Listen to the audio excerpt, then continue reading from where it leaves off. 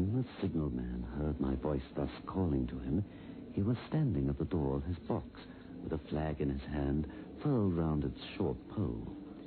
One would have thought he could not have doubted from what quarter the voice came, but instead of looking up to where I stood on the top of the steep cutting over the railway line, he turned himself about and looked down the line.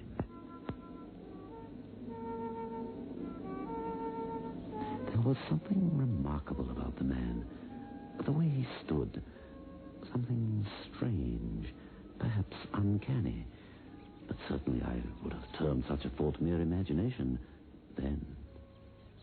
I know now what was remarkable about that man, and even though years have passed, I still see his figure, foreshortened and shadowed, down in the deep trench. My figure high above him, so steeped in the glow of an angry sunset that I shaded my eyes with my hand before I saw him at all. Hello, below! Is there any path by which I may come down and speak with you?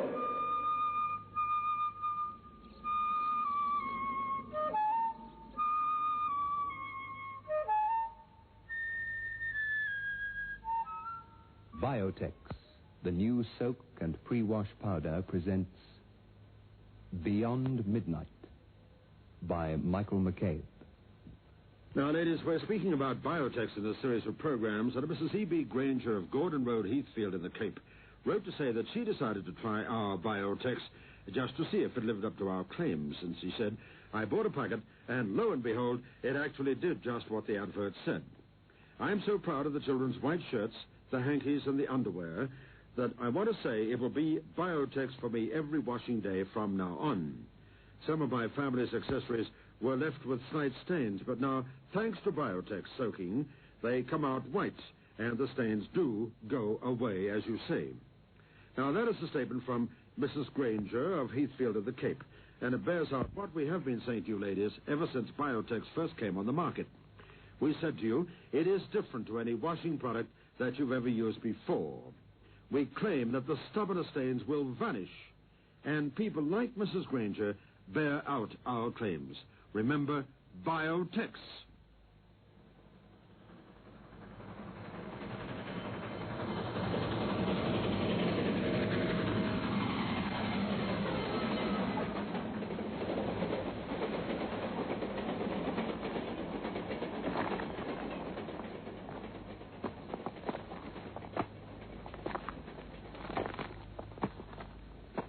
I climbed down and approached the man. He stood now with his left hand at his chin, his right hand across his breast. His post was in as solitary and dismal place as ever I saw. There was an earthy, deadly smell, and little sunlight penetrated down to the line and signal box.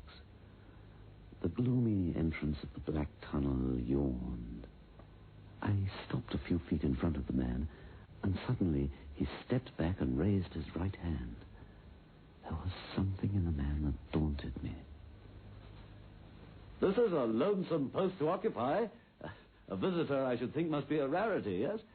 I looked down from up yonder and felt a need to come down. Signal boxes have always riveted my attention. He directed a most curious look towards the red light near the tunnel's mouth.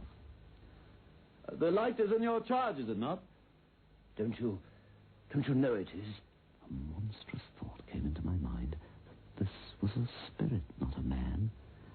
I stepped back, but then I detected in his eyes some latent fear of me. You look at me as if you had a dread of me. I was doubtful whether I'd seen you before. Where? There, by the light. There? My good fellow, what should I do there? Well, however, be that as it may, I never was there. You may be sure of that. I've always had a fascination for railways and their workings. If it would not disturb you, may I prevail upon you to show me over your box? Of course, sir. Come this way, sir, come this way. Thank you. Come this way, sir, please.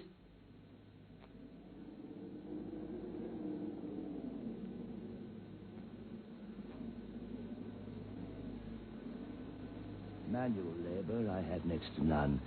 I have to trim those lights, turn that iron handle now and then. Many long, dreary hours I have to spend here, so I occupy my time working at fractions and equations, problems, you know. Is it necessary for you always to remain in this damp air down here? Even in this signal box with a fire aglow, it is somehow oppressive. Can you never rise into the sunshine? Well, that depends upon times and circumstances. I see. Under some conditions, there will be less upon the line than under others. In bright weather, I go up for a change. Certain hours of the day and night, I'm freer than others. But at all times, I'm liable to be called by my electric bell.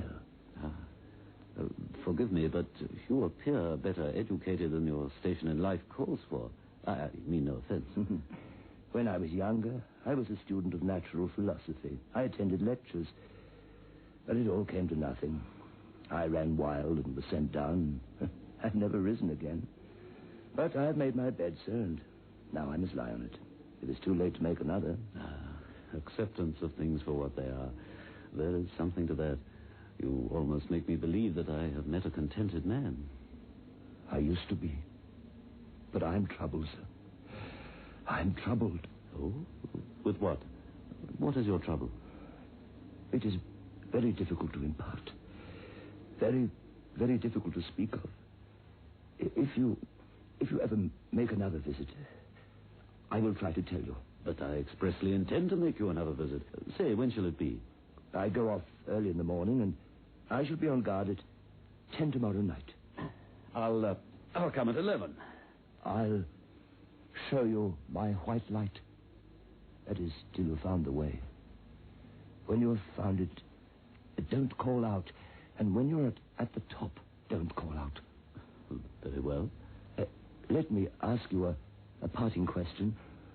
What made you cry, hello, below there, tonight? Heaven knows. I cried something to that effect. No, not to that effect, sir. Those were the very words. I know them well. Well, I spoke thus because I saw you below and wished to attract your attention. For no other reason? What other reason could I possibly have? You had no feeling that they were conveyed to you in any supernatural way? No. Oh, good night, sir. Oh, may I inquire your name? Mine is William Benby. Mine is Charles Dickens.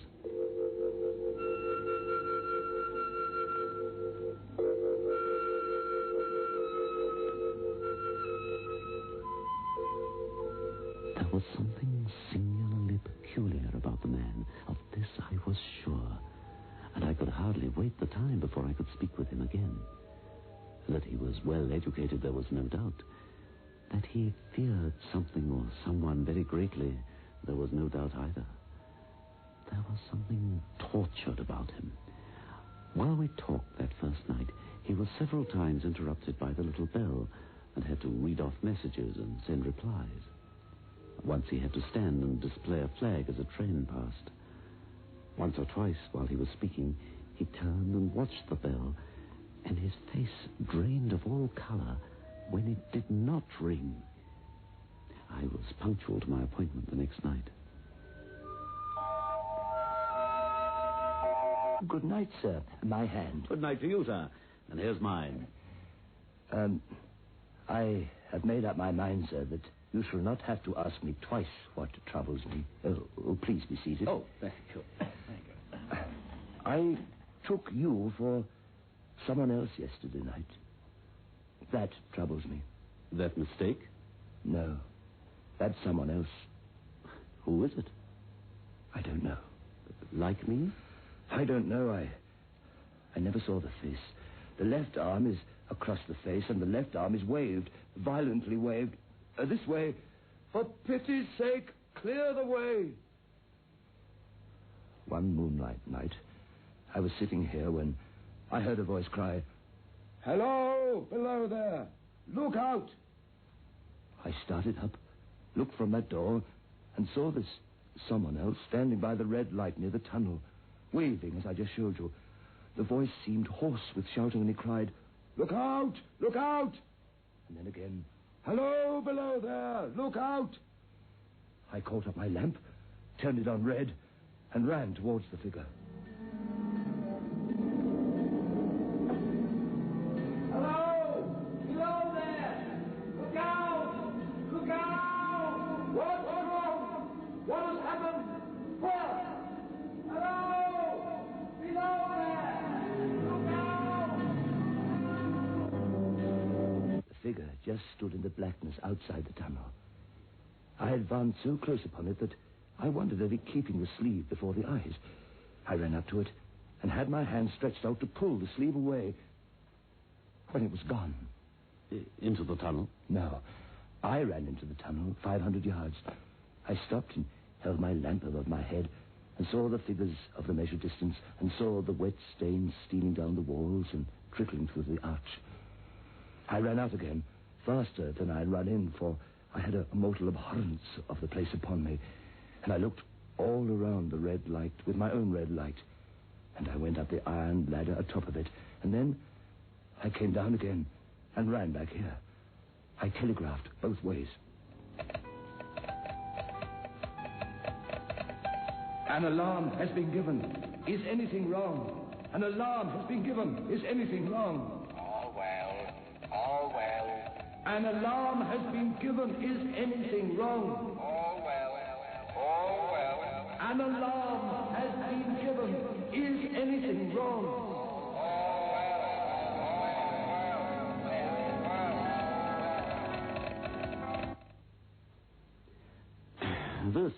This figure must have been a deception of your senses, a deception of your sense of sight.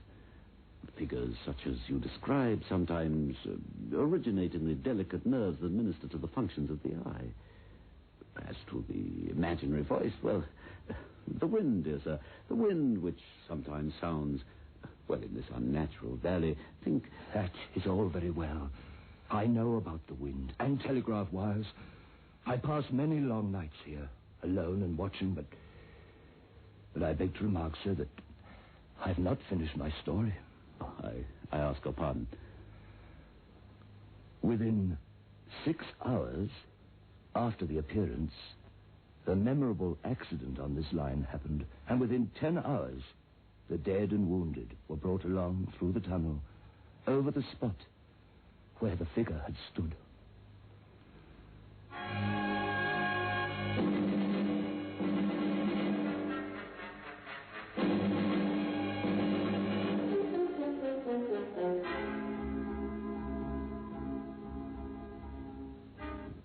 Now, an effective spray-on furniture polish that gives a wax shine instantly. Johnson's Pledge. Just spray on, and your duster becomes a magnet. Picks up every speck of dust in seconds. Pledge dusts, cleans, deep waxes quickly, easily. And new, deeper wax formula Pledge will protect your furniture longer. Buy Johnson's Pledge aerosol today. Soak, soak, that's all you have to do. Soak, soak, just for an hour or two you'll find things look as good as new when you use new Biotex. Amazing new Biotex soaks stubborn stains away. Clean, clean, everything soon will be clean, clean, for all the world to see. Soak, soak, stains away easily when you use new Biotex. Get amazing new Biotex today and let soaking do the washing. Within 10 hours, the dead and wounded were brought along through the tunnel over the spot where the figure had stood.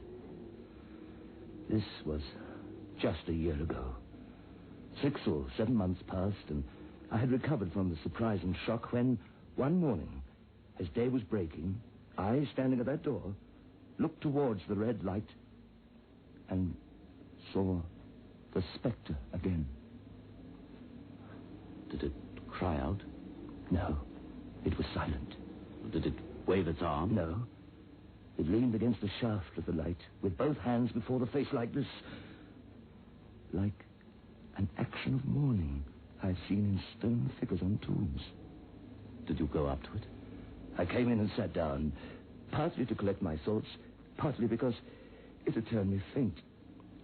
When I went to the door again, daylight was all around me, and and the ghost had gone. Ghosts? That very day, as the train came out of the tunnel, I noticed at a carriage window on my side a confusion of hands and heads. I saw it just in time to signal the driver, "Stop."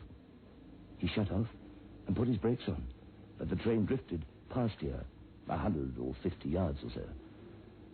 A beautiful young lady had died instantly in one of the compartments, and she was brought in here to the box and laid there on the floor between us.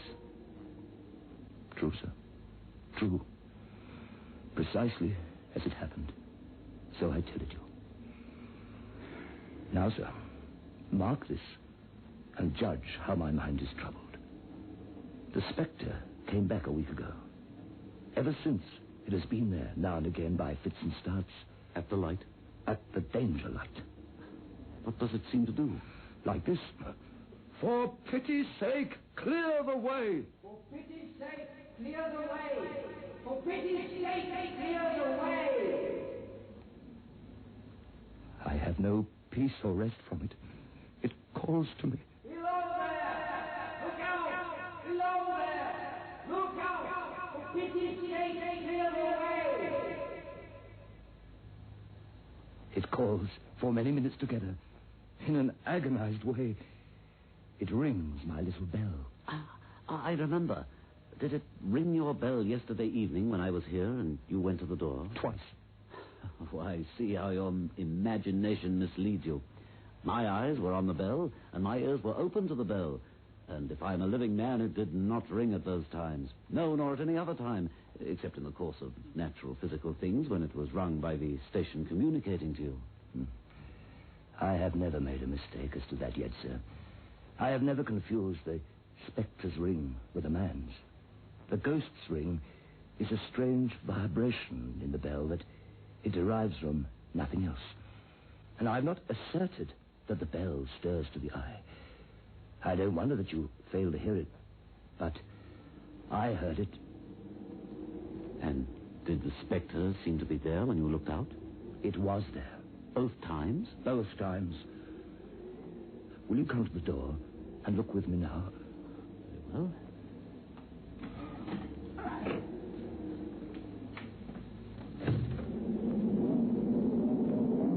I saw the danger light and the dismal mouth of the tunnel. The high, wet stone walls of the cutting. There were stars in the sky. Do you see it? No. It is not there. Agreed.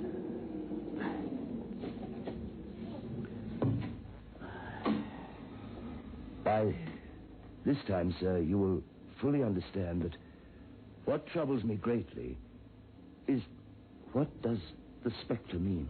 I do not know. What is its warning against? What is the danger? Where is the danger? There is danger overhanging somewhere on the line. Some dreadful calamity will happen. It is not to be doubted this third time after what has gone before, but surely this is a cruel haunting of me. What can I do? At this, the poor man pulled out his handkerchief and wiped the drops from his heated forehead. I could think of nothing to say, nothing to put courage into him. If I telegraph danger on either side of me, or on both, I can give no reason for it. I should get into trouble and do no good. They would think I was mad. Can you imagine? This is the way it would work. Danger!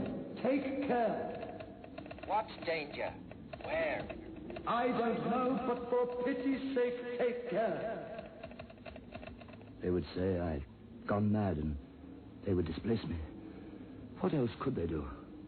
His pain of mind was most pitiable to see. It was the mental torture of a conscientious man, oppressed beyond endurance by a responsibility involving life. When it first stood under the danger light, why not tell me how it might be averted? Why not tell me where the accident was to happen, if it had to happen? When, on the second coming, it hit his head, why not tell me instead she's going to die? Tell them to keep her at home. If it came on those two occasions only to show me that its warnings were true, and so to prepare me for the third, why not warn me plainly now? And I, a poor signalman, on this solitary station? Why not go to somebody with credit to be believed and power to act? Bendy, William, you cannot blame yourself for anything. You must not become so agitated. Whoever so thoroughly discharges his duty as you do must do well. It must needs be comfort to you to know full well that you understand your duty perfectly. The fact remains, I know that you do not understand these confounded appearances, but you must not take on so. I will not insult you by trying to reason you out of your belief. Thank you, son. I left him at 2 o'clock that morning. I'd offered to stay the night, but he would not hear of it. As I climbed the path up, I looked down to the red light. I did not like it. I knew full well I should not sleep sound if my bed were under it. Nor did I like the two sequences of the accident and the dead girl. I wondered how I ought to act. I knew the man to be painstaking, vigilant, and although in an inferior position, he held a most important trust. How long, with his mind as it was, would he remain to execute this trust with precision, I wondered. I resolved to accompany him to the wisest medical man in those parts and to take his opinion. Something told me that it would be most treacherous to communicate all that the signalman had told me to his superiors. It might well cost him his living.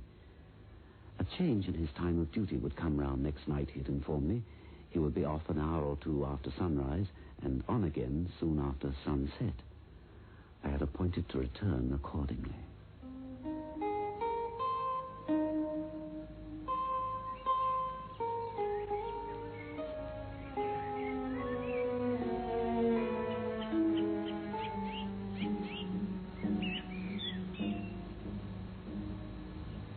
Next evening was a lovely evening, and I walked out early to enjoy it.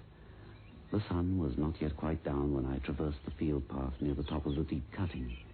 I would extend my walk for an hour, I said to myself, half an hour on and half an hour back, and it would then be time to go to my signalman's box.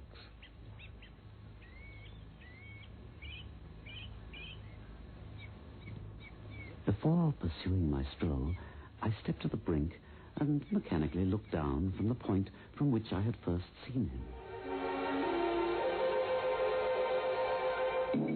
I cannot describe the thrill that seized upon me when, close at the mouth of the tunnel, I saw the appearance of a man with his left sleeve across his eyes, passionately waving his right arm.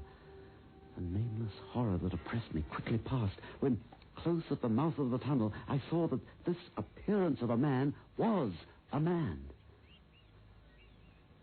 There was a little group of men standing further away, and this first one seemed to be rehearsing the gesture he made, the gesture the signalman had described so vividly. The danger light was not yet lighted.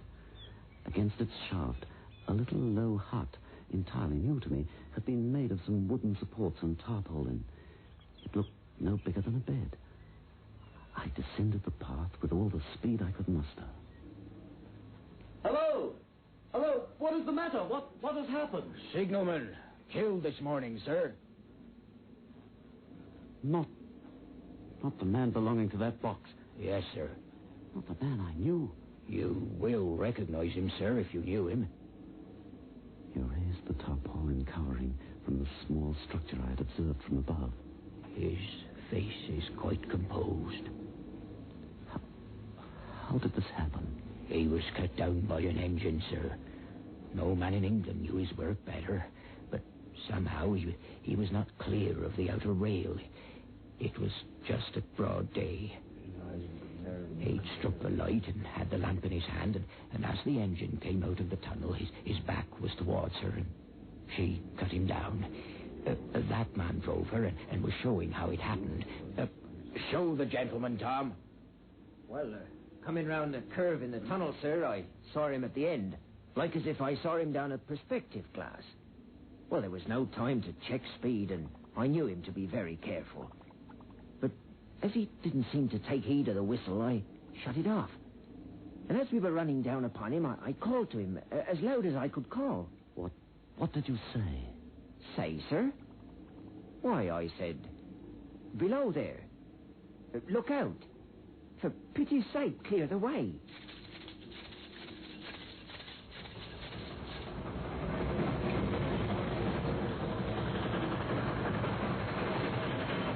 Below there! Look out! Look out! For pity's sake, clear the way! Come on, look out! For pity's sake, clear the way!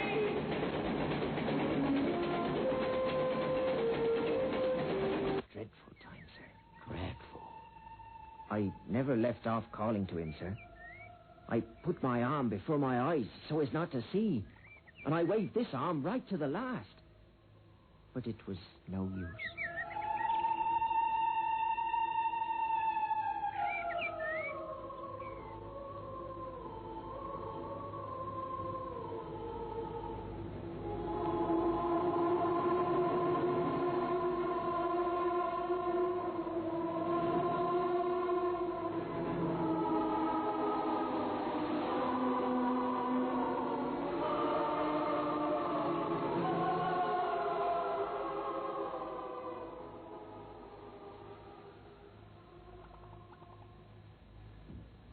Let's play some music. I feel like dancing. But I thought you had a splitting headache. Well, that was 5 minutes ago. I've taken Grandpa headache powder since. Grandpa headache powders kill pain, soothe strained nerves, and lift depression.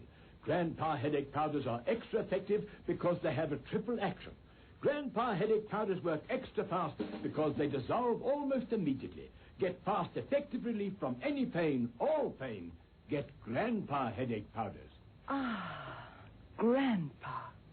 Soak, soak, that's all you have to do. Soak, soak, just for an hour or two you'll find things look as good as new when you use new Biotex. With amazing new Biotex, the stubbornest stains will vanish. Yes, vanish clean away. Just by soaking your laundry overnight in cold water, or for an hour or two in warm water, or by pre-washing it quickly in your washing machine. Get amazing new Biotex today. Beyond Midnight is presented every Friday night at 9:30 by Biotex, the new soak and pre-wash powder. The program is adapted for broadcasting and produced by Michael McCabe.